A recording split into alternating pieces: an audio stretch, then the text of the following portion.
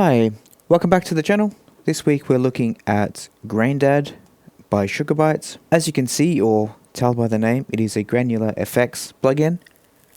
Essentially a glitch monster, if you like. And what can I say? It's an absolute beast. It has gone straight to number one as my favorite glitch plugin now.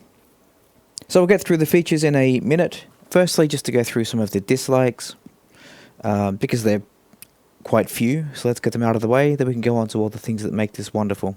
So firstly, it's not a complaint against Sugar Bytes, because a lot of companies do it, but I don't understand the installation process.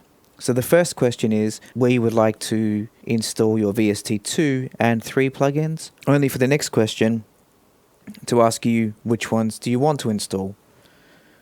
Surely you'd ask the which ones do you want to install first, and then you do the locations. Onto the GUI, there's a few things that bug me. To activate the modulation, you have to click this little walking person here. I don't really understand the point. Surely if it's if the slider here is at 0, then it's disabled. Then you move it up and it's enabled. That would get rid of this entire row of icons. The other one is the flick between the main menu and the harvester menu, which you do by this slider. Annoyingly, you have to do mod mix first and then slide it. I don't understand why you can't just slide this without having the need for this mod mix button. And then you have the modulation source here, which is you click on it and then choose the right one that you want. I do think this is a bit old school method. The latest, Serum or Vital way or countless other plugins is drag and drop. So I would like to be able to drag this, for example, drag the density knob, click on that, and then drag it down to, say, the mod sequencer. I think that would be a much more efficient workflow. But I think there's some minor points because what you get in this plugin is just superb. To demonstrate this, I have just put in a simple, what started off as a loop, as you can see. But what I've done is just automated the first beat down. So if we listen to that now, this is how it sounds. I'll turn the plugin off, so it's just dry for a start. So we just have a simple bongo hit like that. Now let's turn this on. That's the default. So if you click the random button here, the dice, that randomizes these parameters, so who knows what we'll get. Let's have a listen.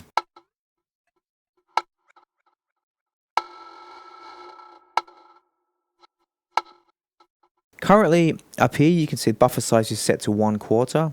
Let's change that down. It's only one single hit, so something like 1/8 or 1/16 will be more apt. So instantly it's picking up that one hit that we want.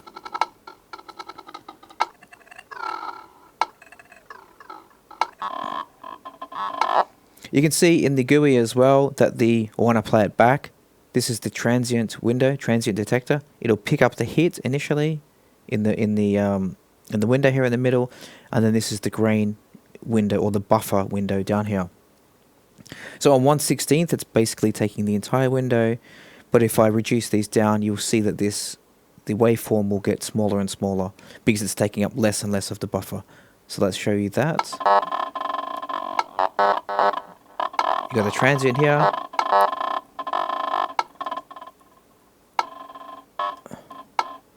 Bigger, bigger, 1/4, 1/8, and then 1/16 like we had before.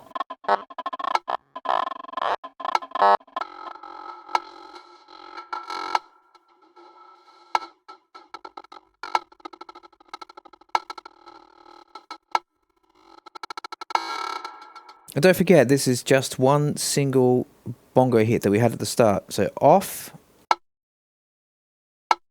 on.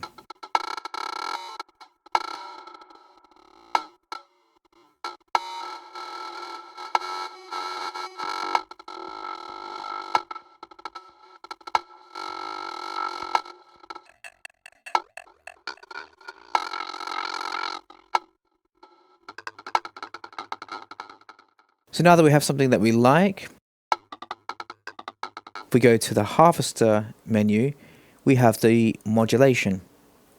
So what we can do is we can deselect them all, and you do that by just clicking them here.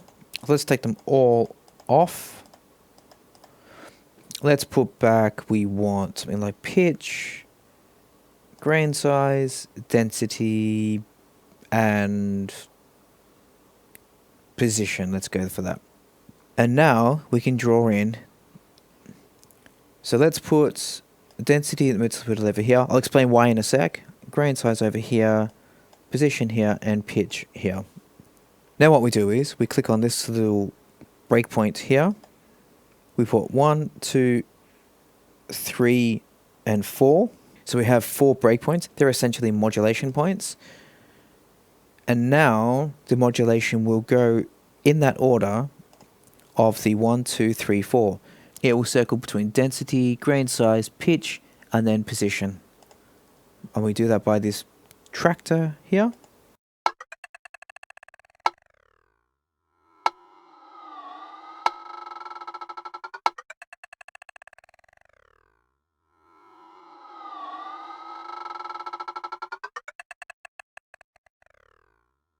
So then if you want to edit one of these parameters, we click on this little guy here, drop down that menu. Let's say something like pitch we want to get funky with. Density.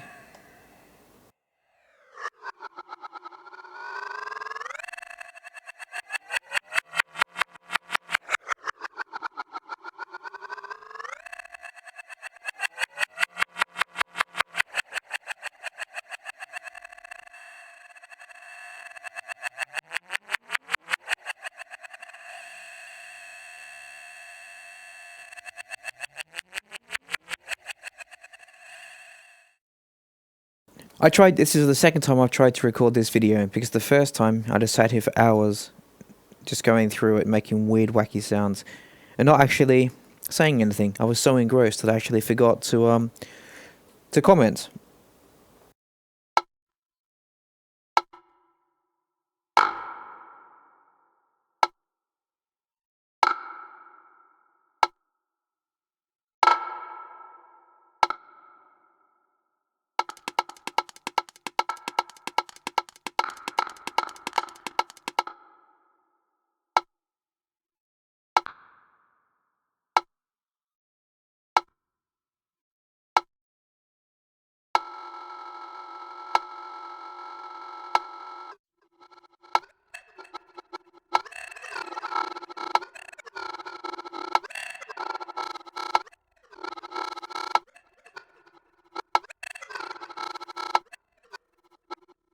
So if we go through what we have in terms of features, so if we look now at the GUI, what we have, you've got the density control here,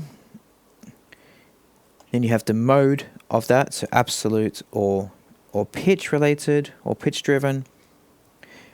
As I mentioned earlier, the modulation is via clicking on these walking people. So mod sources, you have the unipolar random, bipolar random, the envelope down here, the LFO over here, the mod sequencer, so harvester, which is what we looked at before, that little modulation thing, and then the key range or note range. So we have the grain size, the speed of those grains, and then where they start, the position, and then the jitter, so the back and forward for those particular grains. Then the pitch. So this is where I was about to say that this is where the majority of the fun happens, but to be honest, it's just everywhere. Every one of these little parameters gets you something completely wacky. We have the time or the rate modulation with various targets in here. So random, envelope, hold, decay, or the LFO. You have filter, whether that's direct, the envelope, or from the LFO or sequencer. Reverb and delay, and then a typical dry wet. I love having the lock or the pin here. The plugin itself is just so vast that I could easily spend an hour covering off all of the features here. I think the best approach is, though, I would just get the demo, as you can see I have here, and just play with it. The presets themselves they're quite good, but I don't get any satisfaction or fun with those in this particular plugin. The fun is, I think, just randomizing it, clicking on this little random guy, and then adjusting the knobs. It is, as I said, a bit of a beast to understand and to learn. They have done an amazing job with the interface, making it very, very clean. But I do recommend reading the manual because there are little intricacies like having the dice here versus the automation people. So the more I look at it, the more I get overwhelmed in a good way. It'll take me a long time to find the limits of this plugin, and every time I reach for it, it will result in a different sound. Not least from the harvester here. This was hours of fun. In summary, I think I would throw all your other glitch plugins away and just get this one. This will do you for a very, very long time. I have no affiliation to Sugar Bytes, but when I see a good plugin, then they deserve all the credit. I hope you enjoy it. Have fun. Bye bye.